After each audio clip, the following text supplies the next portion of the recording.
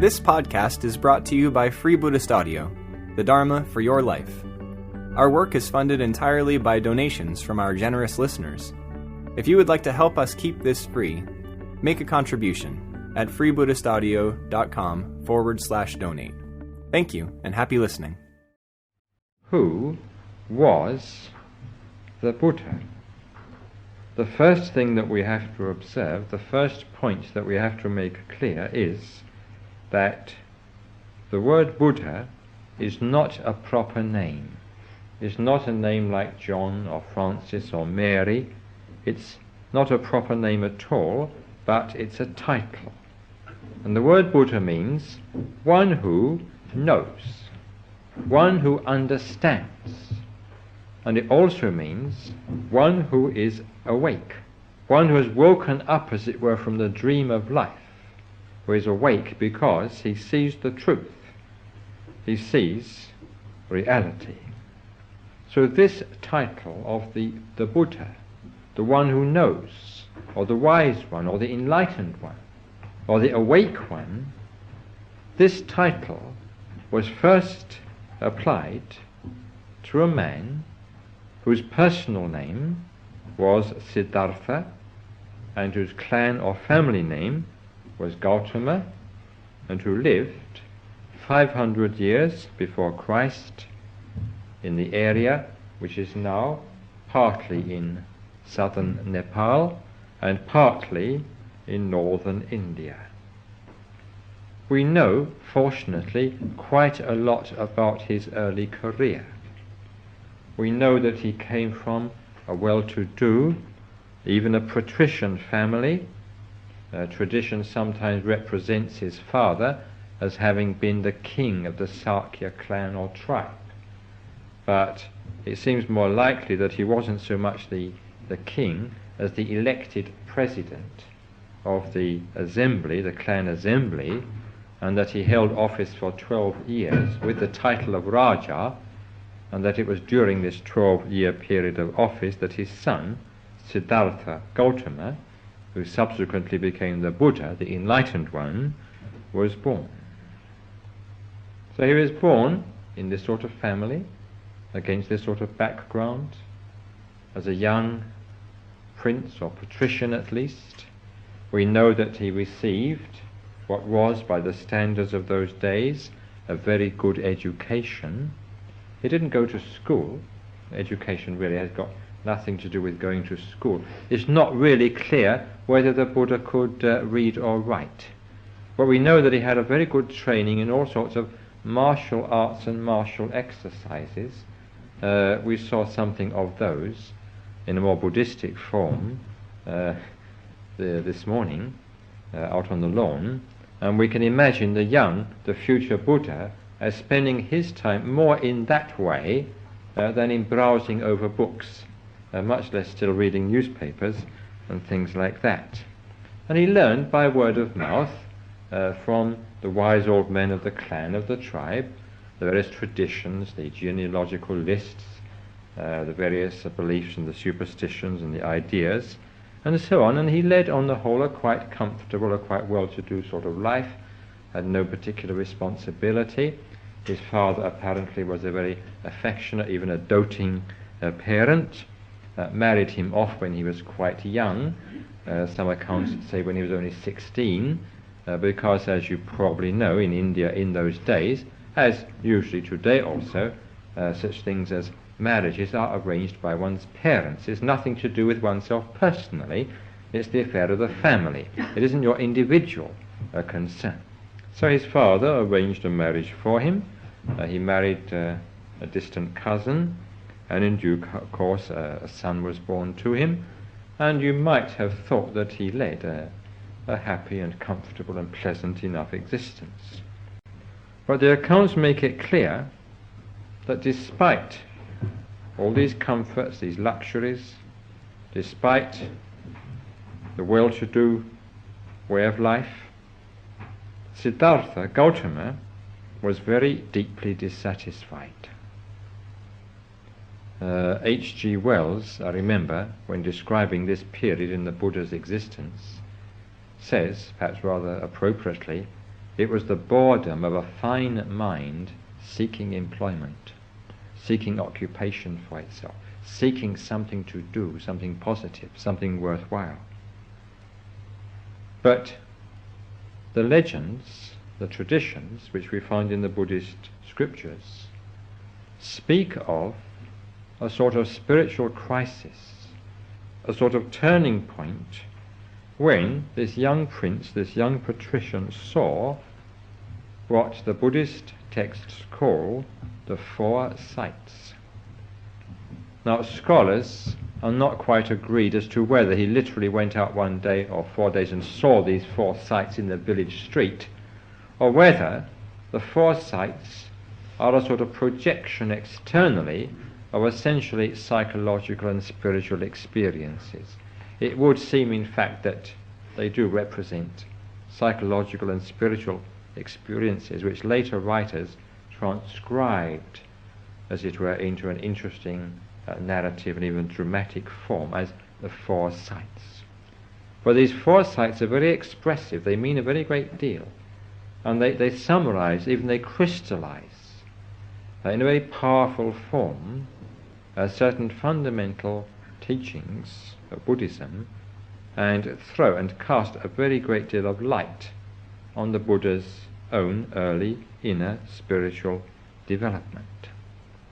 So the story goes, the legend goes, that one day, one morning, and it was a beautiful, bright day, the sun shining, the Buddha felt like going out in his chariot. So he called his charioteer, whipped up the horses, they went out into the village, drove around, and then suddenly the Buddha saw his first sight. He saw an old man. And according to the legend, he'd never seen an old man before.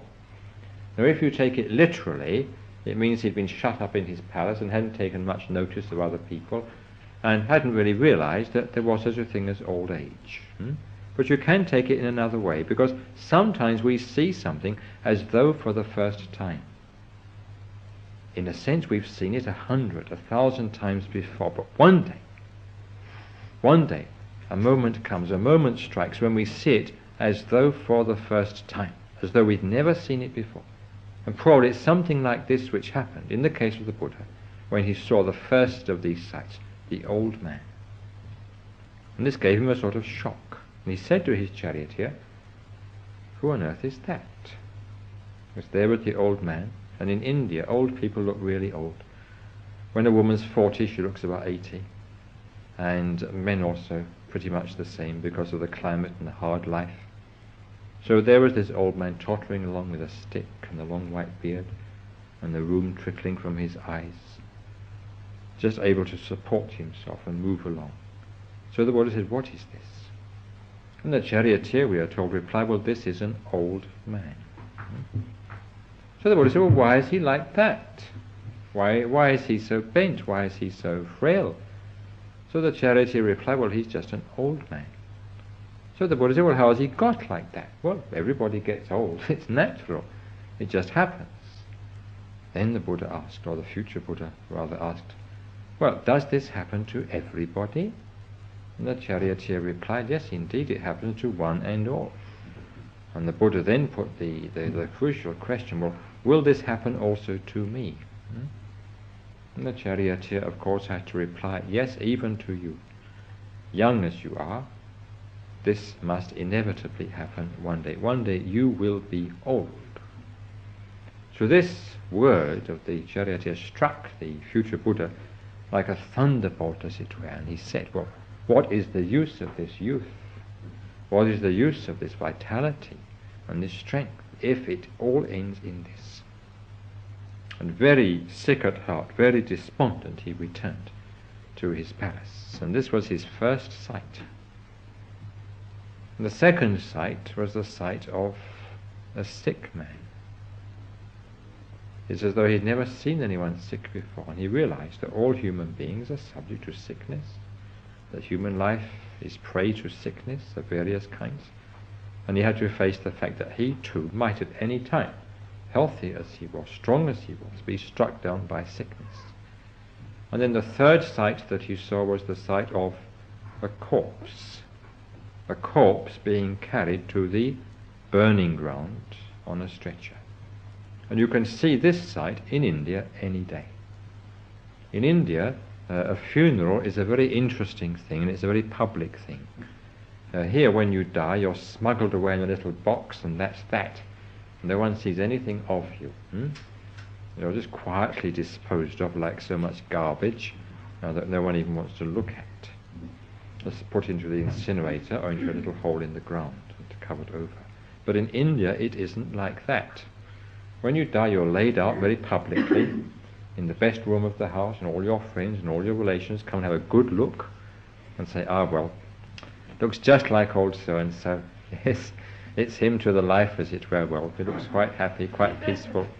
Yes, bye-bye. And they shed a tear too, throw a few flowers on the corpse, and then the corpse is hoisted onto the shoulders of 4 strong men and borne through the streets with the face still uncovered, and the corpse is jolting along on the shoulders of these people, and it's a hot day, and crowds of people are following behind, and the people passing by, they look and they say, oh yes, look, it's old so-and-so, didn't know he was dead, look, they're going to take him to the burning ground. And this is what happens in India. So the Buddha saw a procession of this sort, people moving along the corpse, and he asked the charioteer, what on earth is this? The charioteer, who seems to have been quite a wise man, the charioteer said, well, this is just a dead body. And of course the Buddha asked, well, dead? What's happened to him? Well, you can see he's stiff, lifeless, doesn't breathe, doesn't see, doesn't hear. He's dead. So the Buddha sort of gave a gasp, and he said, well, does this happen to everybody, this death? So the charioteer drew a long sigh, and he said, well, I'm afraid so.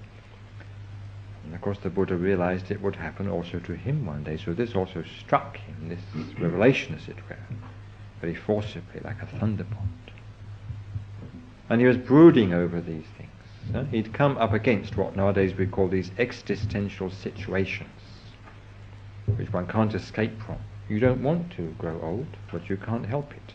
You don't want to fall sick, but you can't help it. You don't want to die, but you can't help it. So you start asking yourself the question, well, how do I come to be here? Here I am, a living human being. And I can't even live as I want to. I want to go on living forever, young and strong and healthy. But it doesn't happen like that. I don't want to die, but I have to die. So what is it that has brought this situation about? Here am I with this urge to live and to go on living, but I've got to die. Why? What is the meaning of it all? Why this mystery? Why this riddle? Why have I been made like this? Is it God who is responsible? Is it fate? Is it destiny? Has it just happened? Is there an explanation? Or is there no explanation? In this way, the Buddha was brought up against these existential situations of life and death, and he started thinking about them very, very deeply. But he saw a fourth sight. This sight was the sight of what in India is called a sadhu, a holy man, walking along the village street with his begging bowl, going from one door to the next for alms, very quietly, very peacefully, in very ordinary dress, a yellow robe, a saffron robe. But he seemed so calm, so quiet, so peaceful, that the future Buddha thought, maybe he has understood, maybe he knows, maybe this is the way, maybe I should do likewise, maybe I should cut off all ties, all connections, go forth as this man, maybe I shall see the truth, maybe I shall find an answer to these problems which are tormenting me. So the legend continues, and it's a very beautiful, almost romantic story, that one night, when everything was quiet, when there was a full moon in the sky, no sound, the Buddha bade a last farewell to his sleeping wife and his child. He wasn't happy to leave them, but he had to go all the same. He went out into the Indian moonlight, and he rode many miles that night till he reached the river, left his horse there, left behind his princely garments, cut off his long hair and his beard, and he became a homeless wanderer in search of truth. And this going forth psychologically is very important, very significant. I've sometimes thought I'd like to give a talk one day just on this topic, the significance of the going forth. It's not just becoming a monk, it's much more than that. It means cutting off all ties, cutting off what Fromm calls the incestuous ties to blood and soil and kindred and all the rest of it, and leaving yourself free as an individual to work out your own salvation and your own destiny for yourself. So the Buddha got away from it all. To use the fashionable phrase, he opted out. He'd had enough. He was going to try to find out, try to see the truth. So for 6 years, he was searching. And in those days in India, there were many people who taught ways leading to realization, leading to the attainment of truth. One of these ways was the way of self-torture. Now in this country we can't quite take this seriously. There's never been a way really in the West, apart from perhaps the hermits of the Egyptian desert in the 2nd century AD. But apart from that, it's never been a part of our daily life. We don't go to work, say, in the morning and on the way we see a man sitting on a bed of nails. It's not part of our way of life. But in India, it's very much in the air, very much in the atmosphere. And even now, Indians do have this very strong belief that self-torture is the way to heaven, or the way even to self-knowledge and enlightenment. So in the Buddha's day, there was a very powerful movement of this sort, that if you wanted to gain the truth, you have to subdue and subjugate and even mortify the flesh. So that's what the Buddha did for many a long year, for 6 years. He practiced austerities, he limited his food, he limited his sleep, he didn't wash, he went about naked. All this is described by the Buddha himself when he became an old man in the Buddhist scriptures, all these austerities. And it is said that the fame of his austerities was noised abroad like the sound of a great bell hung in the canopy of the skies. He became famous for this asceticism and this self-torture. And he afterwards said that no one in India went beyond me in self-torture and self-mortification. But, he said, it led me nowhere. It didn't lead to the truth. It didn't lead to enlightenment. And the Buddha had the courage to give up. He'd become quite famous. He was well known as a great ascetic, had a number of disciples who were with him, but when he realized that this wasn't the way, he gave it up. He started eating again. Took regular meals. Yes, terrible, isn't it? He started eating again after this fast and this austerity, and his disciples said, well, what is this? He's backsliding. He isn't the man we thought he was. So they left him in disgust. They went away. And he was left quite on his own. And this is also significant, that he was left on his own. He already had left his family, left his friends, left his tribe. But in the end, even his disciples deserted him. There wasn't a single person remaining with him. He was entirely on his own. So he remained on his own. He went about from place to place. And eventually he decided that he'd sit down and he'd meditate. He felt maybe this is the way of meditation. So eventually we are told he came to a very beautiful, a very pleasant spot in what is now Bihar, on the banks of a fresh running river, and he sat down in the shade of a great tree, and he made the resolution, I will not rise from this spot until I am enlightened. There's a very beautiful dramatic verse which is put into his lips by some of the early compilers, saying that flesh may wither away, blood may dry up, but until I gain enlightenment, I shall not move from this seat. So day after day, night after night, he sat there, controlled, concentrated the mind, purified the mind, suppressed the hindrances, the defilements, and gradually, we are told, the light dawned. And on this Wesak night, the night of the full moon of May, just as the morning star was rising, just as he fixed his mind on that star, glittering near the horizon, full illumination, full enlightenment arose. Now it's obviously very difficult to describe this sort of state. We can say it's the plenitude of wisdom, or we can say that it's the fullness of compassion, we can say that it's seeing the truth face to face, but these are only words, they don't mean very much. So let us just leave it at that and say that at that moment the light dawned, and Siddhartha Gautama became the Buddha. And this was the great enlightenment. So in a sense this was the end of his quest. He had become the Buddha, the one who knew. He'd found out the solution of the riddle of existence. He was enlightened, he was awake.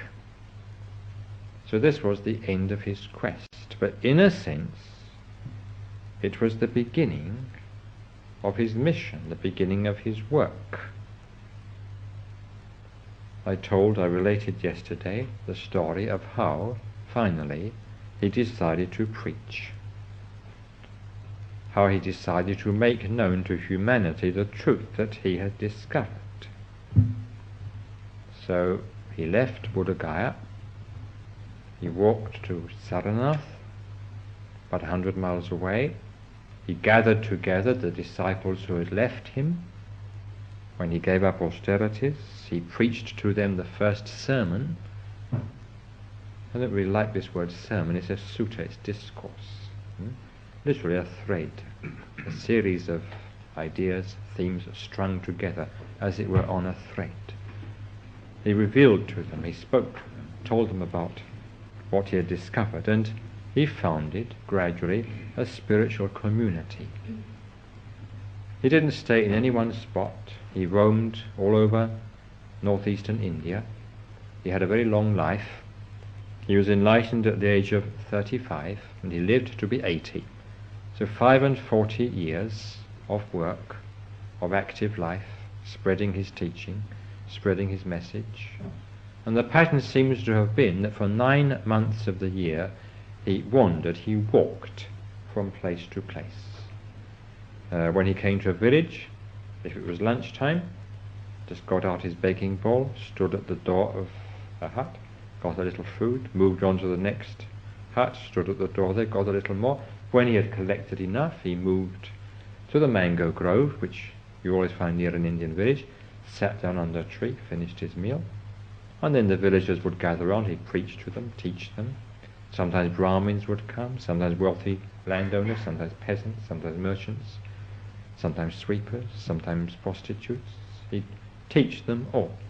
And sometimes in the big cities he would preach to kings and princes, wealthy merchants, and in this way he gathered a great following, and he became in his own day the greatest and the best known of all spiritual teachers of India.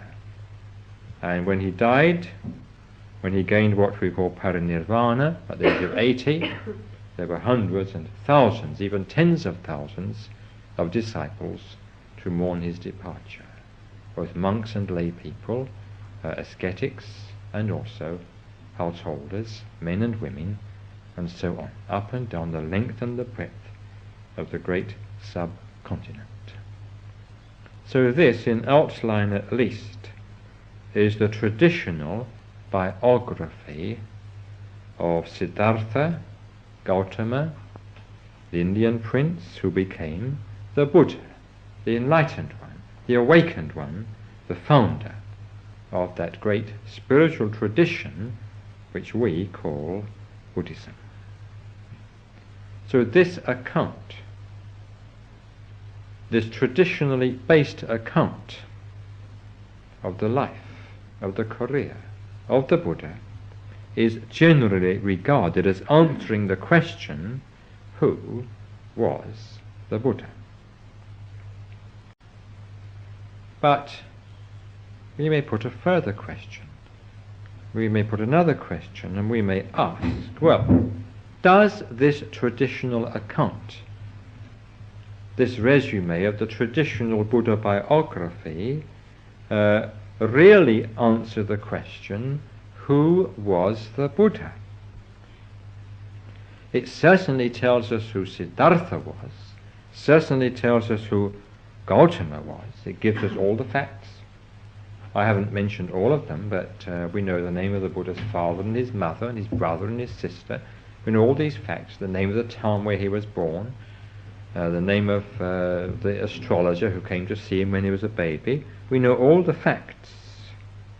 But though we know all the facts, though we've got the whole story, though the life is fully documented, does this biography really tell us who the Buddha was? The question which really arises is, do we know the Buddha? And the emphasis is on the know. Do we know the Buddha from a description of the life of Gautama the Buddha? We might even say, we might even ask, what do we mean by knowing the Buddha anyway? Let's take an example. Suppose we are told about somebody. Suppose someone says to us, yesterday I met so-and-so.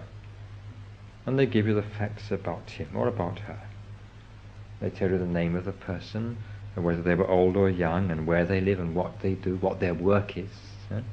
You know, the question which people put usually nowadays is, what do you do? So you know all these sort of things. You know which part of London or which part of the country he lives in. You get all these facts given to you about this person which your friend has met. But do we really know that person because you have all these facts at your disposal, because you know the name and the address and the date of birth? Do you really know that person on this account? Well, we can say that we know about him, but it might be a bit too much to say that we know. But suppose we take it a step further. Suppose you not only hear about this person, suppose one day you're introduced to him, you actually meet. Suppose you become acquainted. Well, then if someone asks you, you can give a description of the person. You can say, yes, he's, say, 5'8" high. Yes, he wears such and such kind of suit, and he's tall, or he's dark, or he's fair. He speaks with such and such kind of accent. Yes, he went to Africa 10 years ago. Yes, nowadays he works as a salesman. And in this way you know the whole life story. You know his likes and his dislikes. You know, for instance, that he likes Bach, but he doesn't like Beethoven, or he likes jazz, but he doesn't like something else. You know he likes a particular kind of food, and he doesn't like some other food. You know he belongs to a particular political party, or his religious beliefs are such and such. You know all that. So most people, therefore, would say of that person, or with regard to that person, I know him. Whereas they know all these facts about him. They're acquainted with him. They might even say, I know him very well. This is what we usually say about people when we know them to this extent. We say, I know him very well. But is it really so? Do we really thereby know that particular person? Do we really know him very well? Even speaking from a purely worldly point of view, in a purely worldly sense, we know that it sometimes happens that we have to correct our opinion of someone, correct our evaluation of someone. Sometimes we're taken by surprise. We might have thought that we knew that person very well. But one day, as I say, we're taken by surprise. They do something quite unexpected, quite out of character, as it were, and we say to ourselves, rather surprised, sometimes a little hurt, well, I never thought that he or she would do that. I never would have expected that of them. Or we might even say, very sadly, well, that's the last person I thought would do that. But they did it. They do it. And this shows how little we really know other people. How little we really know them. We're not really able to plumb the deepest springs of their action, their their ultimate, their fundamental motivations. And this happens even with those who are supposedly nearest and dearest to us. We don't really know them. Sometimes the nearer they are, the less we know them. You know there's that old saying, it's a wise child that knows its own father. And this saying, of course, can be taken in at least 2 or 3 different senses. But we can also say it's a wise father or a wise mother that knows his or her own child. We can say it's a wise husband who knows his own wife. It's a wise wife who knows her own husband. I know sometimes, just to reminisce a little, I've had the experience that a husband and wife both come to me quite independently without telling the other to consult me about the other, the husband about the wife and the wife about the husband.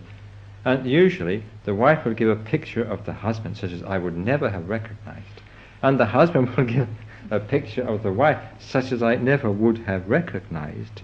And sometimes this goes to show that neither really knows the other. Sometimes it's as though the so-called closeness, the superficial closeness, gets in the way. And what we know is not the other person to whom we're supposed to be so close. We know only our own projected mental states. We know only our own quite subjective reactions to that person. In other words, our ego, our self, just gets in the way. So in order really to know another person, we have to go much deeper than the ordinary level of communication, which isn't real communication at all. And it's just the same with regards to this question of knowing the Buddha. We may know, inverted commas, all the facts, the historical facts, the biographical facts about the life of Siddhartha, the life of Gautama. But are we thereby any nearer, really, to knowing the Buddha? In other words, can we really answer the question, who was the Buddha, by describing the life of Gautama, the Buddha? So the question arises again, or rather it continues to arise, who was the Buddha? Now, this isn't the first time that this question has been asked. This question, in this deeper sense, who was the Buddha, has been asked since the very dawn of Buddhism itself. In fact, the very first question that ever was put to the Buddha after his enlightenment was this question: who are you? This isn't a fact, perhaps, which is generally known, but this was the first question put to the Buddha after his enlightenment. Who are you? And we're only repeating that question. I've related how the Buddha gained enlightenment under the Bodhi tree, and according to tradition, as I mentioned yesterday, after his enlightenment, he spent 7 weeks under or in the vicinity of the same Bodhi tree. And after that, at the end of the 7th week, he set out for Sarnath near Benares to meet his former disciples and to teach them. So on the way from Buddha Gaya to Benares to Sarnath, he met a man called Upaka. Upaka was what the texts describe as a naked ascetic, one of those who practiced the, to us, rather peculiar form of asceticism of going around naked. There are still some of these naked sadhus left in India, and I've seen some of them myself. There are not very many of them nowadays, but there were lots of them in the Buddha's day. So on his way from Buddha Gaya to Benares, to Sarnath, the Buddha met Upaka, the naked ascetic. And Upaka saw the Buddha coming in the distance, and he stopped, waited for the Buddha to draw near. He was very impressed by his appearance, because the Buddha, remember, was just fresh from his enlightenment. He had only been enlightened for 7 weeks and a little more, and there was a radiance about his whole being, his whole person. We're told that it was as though a light was shining from his face, from his features. He was happy, serene, joyful. So Upaka was very, very much impressed by this. He seemed to have felt that, well, this wasn't an ordinary human being. Perhaps it wasn't a human being at all. So as the Buddha drew near, he put the question, without any preliminary, because in India it's the custom, where religious matters are concerned, you come straight to the point. He didn't say to the Buddha, lovely weather we're having, isn't it? He didn't say, where are you coming from? He didn't say any of these things. He said at once, who are you? We'd consider this a very impolite question. If you were walking down to Hazelmere and some local person came up to you and said, who are you? You consider that most impertinent. But in India it's rather different. So Upaka could ask the Buddha this question, who are you?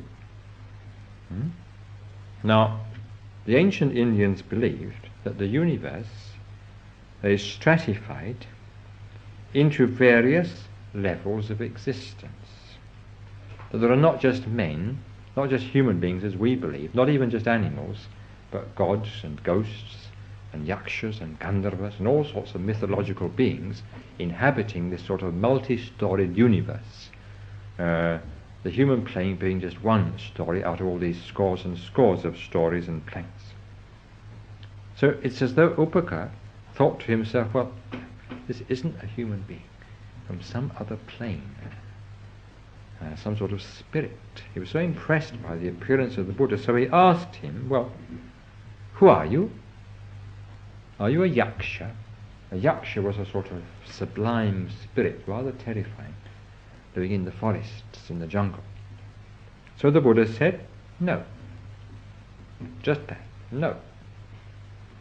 So Upaka tried again. Are you a Gandharva, a sort of celestial musician, a sort of beautiful singing angel-like figure? The Buddha said no.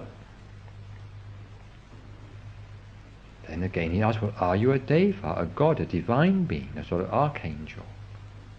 No. So Upaka thought, well, he must be a human being after all, that's strange. So he said, well, are you a human being? The sort of question you could put in ancient India. Are you a human being? So the Buddha said, no. So Upaka thought, well, that's odd. He isn't a yaksha, isn't a Gandharva, isn't a deva, isn't even a human being. What is he? So he asked, well, who are you? If you're not any of these things, who are you? What are you? So the Buddha simply said, those conditions, or better perhaps, those psychological conditionings on account of which I might have been described as a yaksha, or a Gandharva, or a deva, or a human being, all those psychological conditionings and formations have been destroyed. Therefore am I a Buddha. Now the word for these psychological conditionings is sanskaras, and it means all kinds of conditioned mental attitudes. And it's these conditioned mental attitudes, these sanskaras, volitions or karma formations as they're sometimes called, which according to Buddhism, according to Indian belief in general, determine our rebirth, or which determine our conditionedness here and now. So the Buddha was free from all these, no conditionings, so there was nothing to cause him to be reborn as a god, reborn as a Gandharva, reborn even as a human being. And even here and now he was not therefore any of those things. He had reached the state of unconditioned mind or unconditioned consciousness, body might appear to be that of a man, but his mind was unconditioned, and therefore he was called the Buddha. Buddha being a sort of incarnation, if you like, a personification, if you like, of the unconditioned mind. Now this is a little difficult to grasp. The human mind proceeds slowly, proceeds by degrees. It proceeds from the known to the unknown, and we try to describe the unknown in terms of the known. And this is what Upaka tried to do. He saw this glorious figure, the Buddha. So he wanted to know who it was. So he only had at his disposal these labels of Gandharva and Yaksha and Deva and human being. So he tried to put these labels, as it were, onto the Buddha. The Buddha wouldn't have it. None of these labels fit. None of them apply. I'm a Buddha. I transcend all these conditionings. I'm above and beyond all this.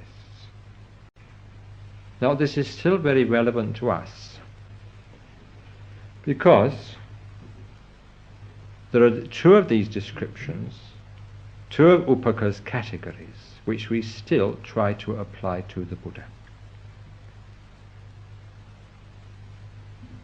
And these two categories represent, we may say, or these two descriptions represent, we may say, mistakes which we commit here and now, both in the East and in the West, with regard to the Buddha, when we try to understand who the Buddha was or is. We usually tend to think of the Buddha either as God or as man. Why? Because in the West we have just these two categories, God and man. So when, with our Western dualistic Christian background, we come up against or come across the Buddha, just like Upaka, we try to slap on a label. Well, we only have two labels, God, man. So we try to categorize the Buddha in these terms, just as Upaka did all those centuries ago. One school of thought says the Buddha was just a man. He's a very good man. You can even say a holy man, yes, very decent. Someone rather like Socrates, but just a man. Not more than that.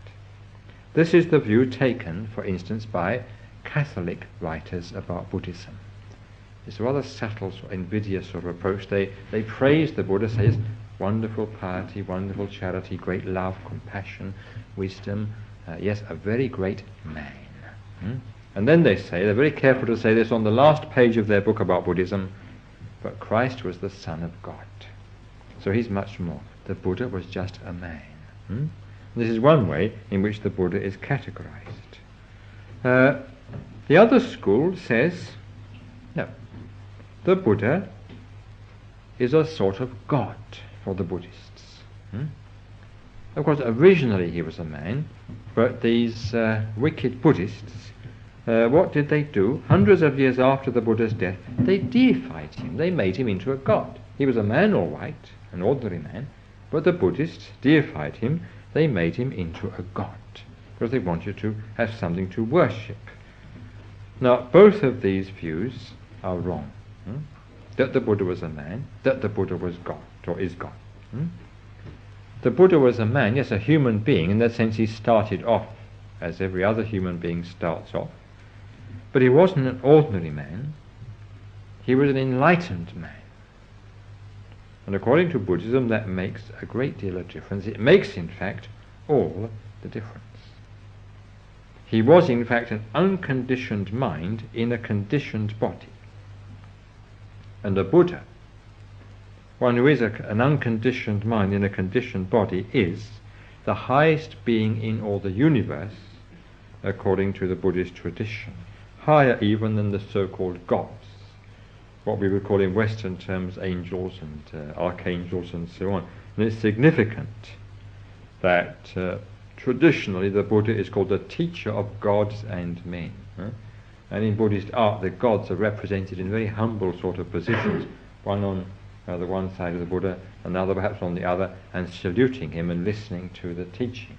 This is the Buddhist view of the gods. Now, a certain amount of confusion has arisen in people's minds in the West about the Buddha being a god or being God, because they see that the Buddha is worshipped. You can see programs on television about Buddhist countries, beautiful Buddhist temples with golden spires and lots of lovely columns and carvings, and you see troops of people going along early in the morning with flowers and offering flowers on the altar and lighting candles and bowing down, and you think, oh, they're worshipping the Buddha. And maybe the commentator tells you this. Here they are in Bangkok or in Tokyo or wherever else it may be, worshipping the Buddha. So we at once think, yes, worshipping. Worshipping means, of course, they take him as God, because if you worship someone, well, it means that for you, that person is God. So they take this as a sort of proof that Buddhists regard the Buddha as God, because they worship him. But this is quite wrong, because not only Buddhists, but people generally in the East have got quite a different conception of worship.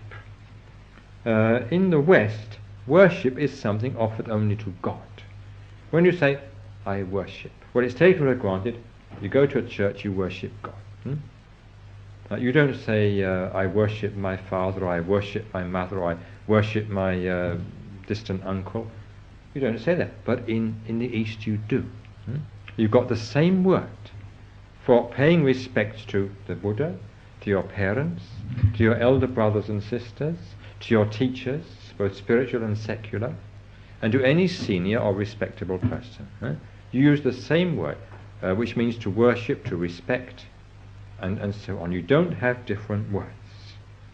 So when you see Buddhists offering flowers to the Buddha image, lighting candles, bowing down, they're just respecting. And they're respecting the Buddha, or honouring the Buddha, if you like, as an enlightened being. They're not worshipping him as God. Now, this is a little by the way. Let's get back to our main theme, which is knowing the Buddha. We've seen that Buddha means unconditioned mind, enlightened mind.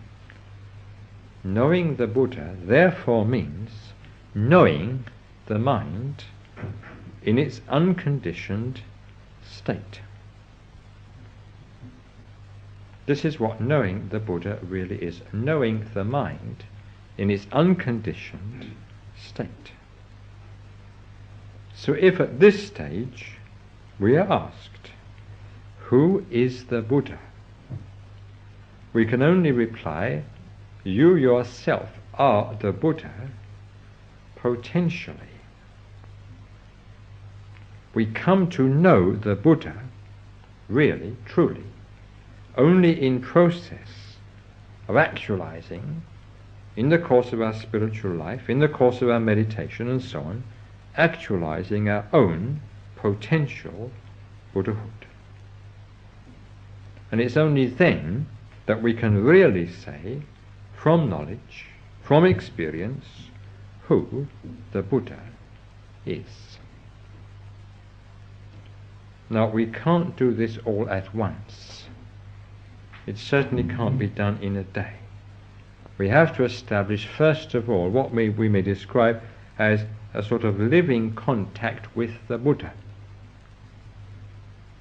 We have to arrive at something intermediate between just mere factual knowledge about Gautama the Buddha, the details of his career, his biography, and, on the other hand, the experience of unconditioned mind. We have to achieve something in between, something which goes further than the factual biographical knowledge, even though it still falls far short of knowing the unconditioned mind, really knowing the Buddha. So what is this? This is something which comes in between the two, halfway there. This is what we call going for refuge to the Buddha. And going for refuge to the Buddha means not just reciting Buddhaṃ saranam gacchāmi, though it doesn't exclude that, it means taking Buddhahood, taking the idea or ideal of enlightenment as a living spiritual ideal, as our ultimate objective, and trying and striving to realize that. In other words, it's only by taking refuge in the Buddha, in the traditional sense, that we can really know who the Buddha is.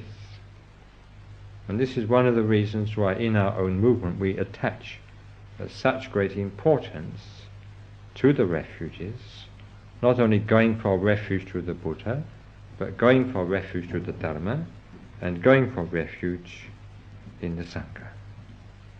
We may say, in conclusion, just to summarize our whole argument, our whole trend of thought, that is only by taking refuge in the Buddha, with all that that implies, with all that that means, that we can really and truly answer from the heart and the mind and the whole of our spiritual life the question, who is the Buddha?